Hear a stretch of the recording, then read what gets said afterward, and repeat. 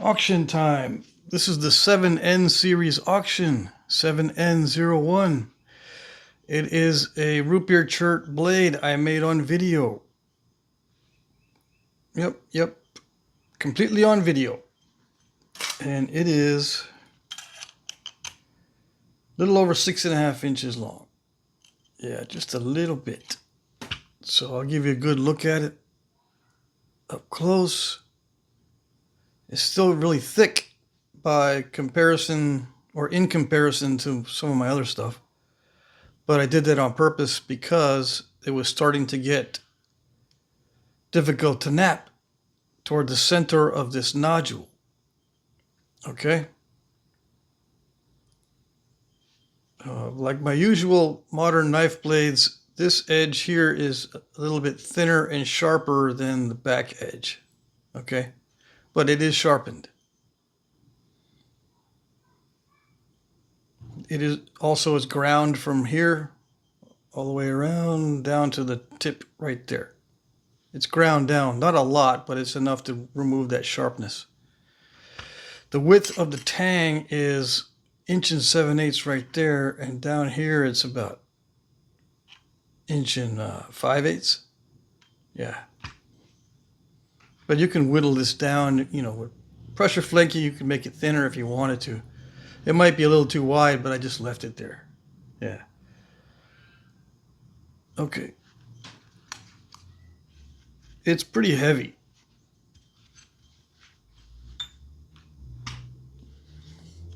(7N02) Georgia swirl chert, and I believe this one is raw.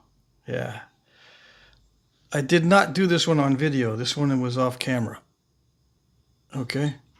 It's a leaf-shaped blade from Georgia chert, from Jeff Head, 5 5/8 inches long, almost. Okay, these Georgia chert is translucent for the most part. Yeah. If it's got some swirl in it, it loses its translucency. I forgot to show the root beer. This one is not as translucent in the middle as it is around the edges. And it's because of the thickness. Yeah. Okay. So this one is just a leaf-shaped blade. It is sharpened all the way around. It is 2 5/8 inches wide. It's not super thin. I did try to get the tip thin down, but it was a little bit finicky, so there's some step fracturing going on this side. So just be aware. Also, my hands are small, so this looks bigger on video than it actually is. Okay, that's why I do the measuring. That's why I do the measuring, so you can know exactly what size it is. Okay, sharpened all the way around. You can do whatever you want with it. Yeah, it can be used as a spearhead or a knife blade, or just for display like this, or you can modify it by adding notches or a stem. Yeah, that's why I offer them like this. Okay. And it kind of makes sense because these kind of things were traded back in the day, and they're called trade blanks. But this one is sharpened all the way around. Okay. 7N03. This one is on video, but I sharpened it off camera. Okay. I did nap this on video. I think what happened on this video, though, is that there was some interference with the microphone during the video. And I'm going to probably have to get another phone because I can't figure out why it's doing that. I even have a new microphone attached to the phone. So it's not using the phone's integral microphone. It's using an external microphone, but it still does that static thing. So if this was on video, that particular series of videos, I think there were 2 of them, have been taken offline because of that static interference with the microphone. All right, 5 1/4 inches long by 2 5/8. Okay, and this is Georgia Chert butterscotch. There's hardly any swirl in it, so it should be translucent. Yeah. Okay. It is sharpened all the way around, although it's not persnickety sharpened. I still left it a little bit jagged, but it is sharp. Okay.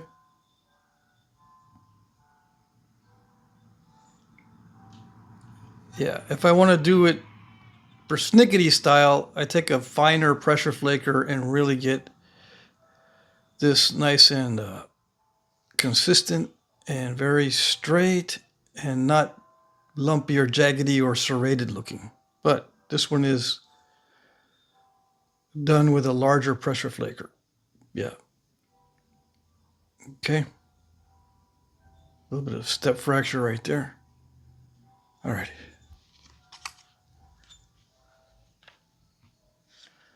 (7N04). This is, I found this piece. I thought I only had 2 worthwhile pieces of this Georgia swirl that has nice colors in it. And I looked around and I found this last piece. So this is smaller than the other 2 that I offered as far as the bifaces of this nice Georgia swirl chert heat treat stuff from Jeff Head. But this is my last large piece. 4 1/2, almost 4 1/2 inches by 1 7/8, 1 15/16. Okay, it does have some translucency, I think. Little tiny bit, especially at the tip right there. But the swirl chert, the Georgia swirl chert, is not as translucent as the butterscotch. All right, it is sharpened all the way around. It's difficult to sharpen just because it's not consistent, and sometimes there's cruddy spots that cause crushing, and sometimes I lose part of the edge too. Like you can see, yeah, little bite right there taken out. It's not all that consistent, so it's difficult to get a regular or a nice neat edge, but it has been sharpened. Okay? And I try to get it as smooth as possible as far as no step fractures. But this was a void in the stone, or a defect in the stone itself right there, that one. This is a step fracture, but this is not a step fracture. That one is some kind of inclusion. Just as an example, there's other spots in here that have inconsistencies in them. Okay. So yeah, this is not easy to nap. If you were going to put notches and stuff in this, just be aware it's not that easy to nap. It is heat treat, so it's easier than it would be raw, but it's going to be a challenge. So I don't recommend it to nap that if you're a new napper. Okay, 7N05. Piece of banded obsidian leaf-shaped blade. Difficult to nap. Yes, yes. Very snap and half-ish, and it does thin down well because it doesn't. This particular piece had flakes that did not dive in, but it was still, it was still risky to get it that thin because it will snap in half easily. Luckily, though, I did not have to hit it very hard to get these flakes to travel. It's unpredictable as far as the endings of the flakes. They'll do, once in a while, they won't behave. You know what I mean? And they'll do that crackly thing at the end. But anyway, it is sharpened all the way around.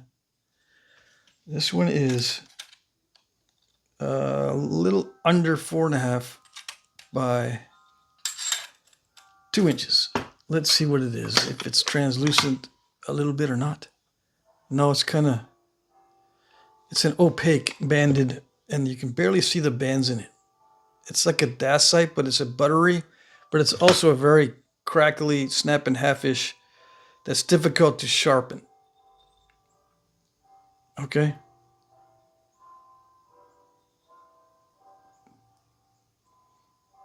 I did my best to sharpen it up. Yeah.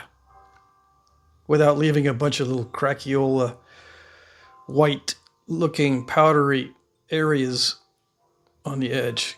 You can easily crush it and leave these little powdery spots on the edges. I try to get rid of all those. Yeah.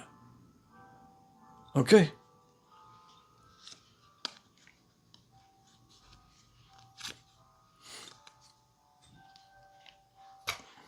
(7N06). This one is a Scotch Bluff. I've been practicing Clovis and Scotch Bluff this week. Now this one is not perfectly symmetrical.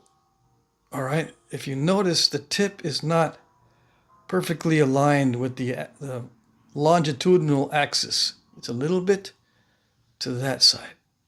All right. So it's not perfect. So just be aware. What I'm after is the flaking. With this one, I was just practicing the flaking. I know I didn't get the edge correct for what I was trying to do. So I just made it really nice and neat. They're not all like this. Some of the Scotch Bluffs have the wavy edge. And I'm going to work on trying to get that wavy edge done in the future. I was just looking at or trying my best to get these collateral flakes on the blade. And to fix it, I would have had to take some of the tip off. So I didn't want to lose any length. Anyways, 4¼ inches long. This one I think has some translucency to it. Yeah. Yep. It's a banded obsidian. Okay. It's not a dacite like the other piece previous to this. Okay. And what we nappers call dacite. It's not, the previous one is this one. We call it dacite, but it's not real dacite. Okay. Just so you know. Yeah, it's ground down. The stem is ground down. So I'll be practicing Clovis and Scotch Bluff for the next several weeks until I can get him down. Yeah, because I need to send out a bunch of Clovises and Scotch Bluffs on the side. Okay. 7N07, another Scotch Bluff or Eden type. This side has more of the pattern flaking than this side. Yeah. Again, this is just an attempt, a practice attempt, but it came out pretty good, I think. I think the symmetry is better on this one, although the tip might be too narrow for a reproduction. Right? It's not really a reproduction per se. The proportions they're okay, but I think I would need to leave the tip a little bit wider to look better. More like the one previous, like that one. But anyway, I think some of the Edens have a narrow tip, so it's okay. I think this one is translucent obsidian. Yeah, this is very similar. It came from the same batch as the previous one. Yeah, same batch of obsidian. So it's basically the same thing as far as the material goes. It's actually nice to nap, this material. Yeah. 4¼ I think they're both 4¼ inches long. Yeah. Anyways. I did not grind it very much down here. Right. Yeah. I'm just going to leave it. I'm not going to grind it. Okay. So it's got the cross section I wanted. It just doesn't have the flaking exactly the way I wanted. It's a little bit too oblique. I wanted it to be more straight, more collateral, straight across instead of oblique. But at least I was able to get some consistent flaking. A lot of this is done with indirect percussion. Part pressure, part indirect percussion. Yeah, it's all pressure down here on the stem, but the blade is a mix of indirect percussion and pressure. Yeah. Okay. Did I measure it? Yeah, I measured it. 7N08 is the Clovis I made on video. Yeah, the upside down Clovis. How long is this one? This one is 2 15/16, just under 3 inches by, let's see, inch and 5/16, a little over 1.25 inches. Yeah, it's all on video. And I think this is the same stuff as the previous two. Yeah, it's that banded stuff. So I have a bunch of this stuff from Alan Cole, I believe. Yeah, it's got some translucency or transparency. All right, so yeah, it's all on video. This one is. And it is sharp here and ground down on the stem. Okay. I'll be doing a lot more of these. I still haven't got it down. 7N09, 3 practice points. And this one here, this is, I'm practicing Ishii style points, but I broke the barb off and the tip off.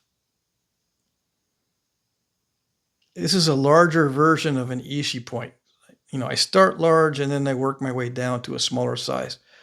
Once I get a tool that can do the narrow notching and the curved notching on some of the Ishii points, it works better, but I need to get used to it.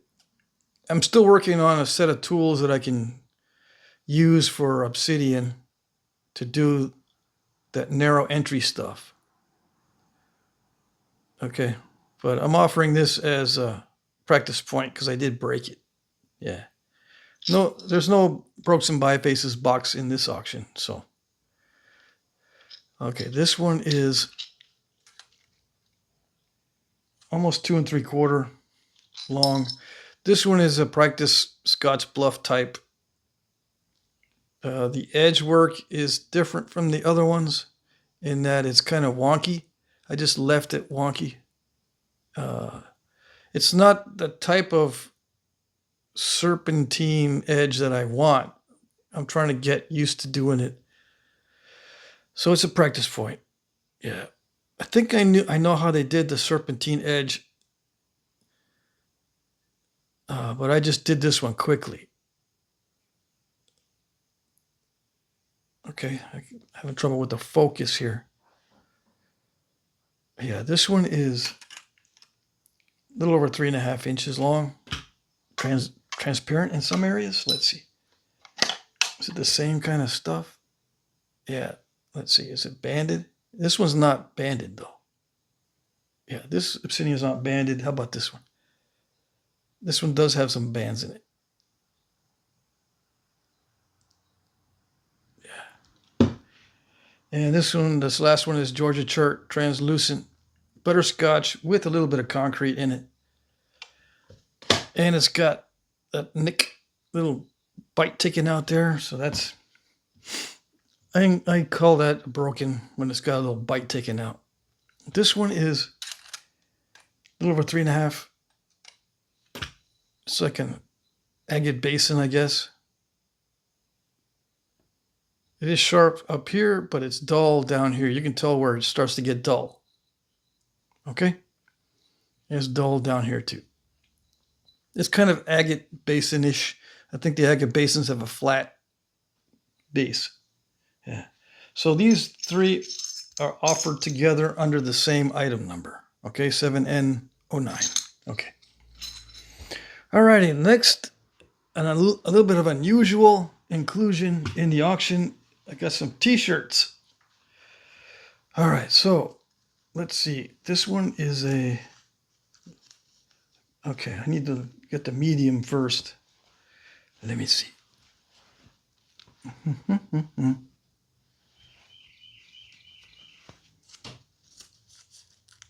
That's a large. Of course, the medium is the last one on the table. Okay, is it a medium? Yes, this one's a medium. This is a t-shirt with Crafty Napper printed on the front, and then one of my sayings on the back. How do I know? I don't know. Okay, and this is a test run, so the print on here is not,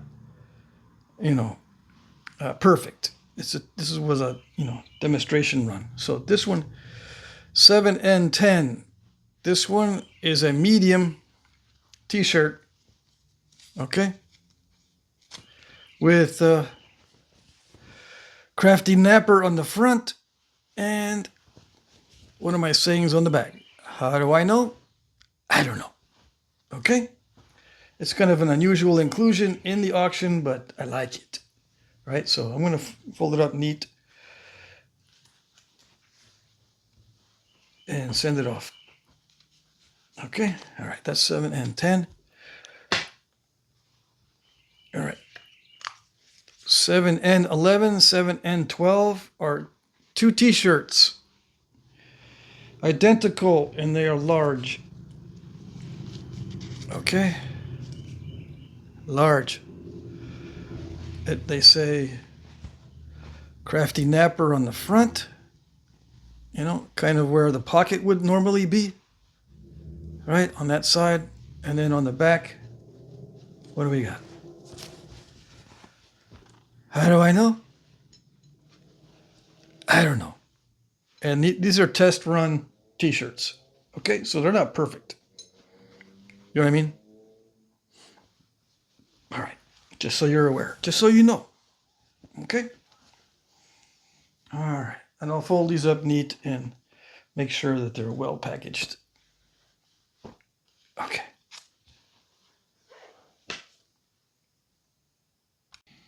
Rules.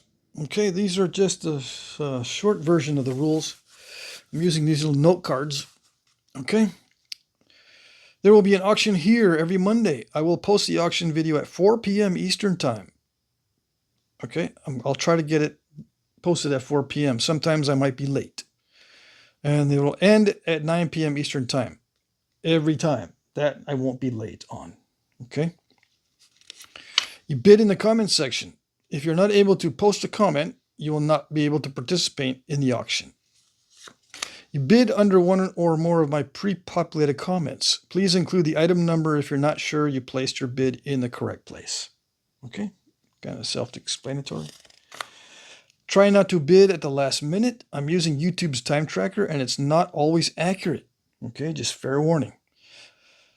Okay, I reserve the right to call the winner as I see fit in any case. Right? Okay, so there's been issues where it's been very close and people have been bidding at the last minute, and sometimes YouTube says you're late, even though you and I both know you're on time, but I got to use a time tracker that everybody sees. So that's why I use YouTube's time tracker. All right? Okay. Look at my previous auctions to see how they work. If you have questions, you can email me or post your questions in the comments section. So my email is jackcrafty2@gmail.com. All right. There is a description of the auction in the description box. I also post this short video clip every time in case you don't like reading. Yeah. There will be a hard close of the auction at 9 p.m. Eastern Time. It depends on your time zone, though. It ends at 8 if you're on Central Time, 7 if you're on Mountain Time, and 6 if you're on Pacific Time. Make sure you account for your time zone. Okay? All right. I will begin announcing winners 1 minute after the top of the hour. It may take me up to 45 minutes to announce all the winners, though. Okay, so give me some time to announce all the winners. I will start at 1 minute after the top of the hour because I refresh the comment section to make sure I see everyone's comment and I know what time they bid. Okay. I will hit the heart button if you win. This is the only notification you will receive. There is no private messaging in YouTube. And I will not hunt you down on Facebook or anything like that to announce that you are the winner. I will put a heart on the winning bid. I will heart it or love it or whatever it's called. Okay? All right. As a last resort, I can bid for you if you contact me before the auction ends. However, I will not bid for you closer than 5 minutes prior to closing. Okay, so keep that in mind. Again, my email is jackcrafty2@gmail.com. You can email me if you're having trouble. You can bid as many times as you like. I will only charge you the amount that beats the next highest bidder. This helps to prevent sniping. Okay, so if you're not sure what that means, just look at previous auctions. You'll see that some guys bid a lot toward the end of the auction. They start putting in bids at the last minute just so someone won't snipe them for like $2. You know what sniping is, right? If you don't, then I don't know what to tell you. Let's see. Did I skip one? No. I will hit the like button if and when I see your bid. It may take me a while, but as the time approaches the closing, I check more frequently. Okay, so this is how you know that I'm seeing your bids or comments. I will hit the like button. Okay, this is very important, especially if you're new. If you suspect that your comments or bids are not being seen, try asking if I see your comments bids. You ask in the comment section. If I don't respond, I can't see your comments or bids. All right, pretty obvious. So if I can't see your comments or bids, you got to try something else, like restart your phone or use someone else's phone or get on your computer to try to bid, or send me an email. Figure out what's going on, because it's usually on your end, right? Yeah. So just try different methods to try to get your comments visible. Shipping is free in the US. International shipping is discounted but not free. Okay? Free in the US, but international shipping is not free.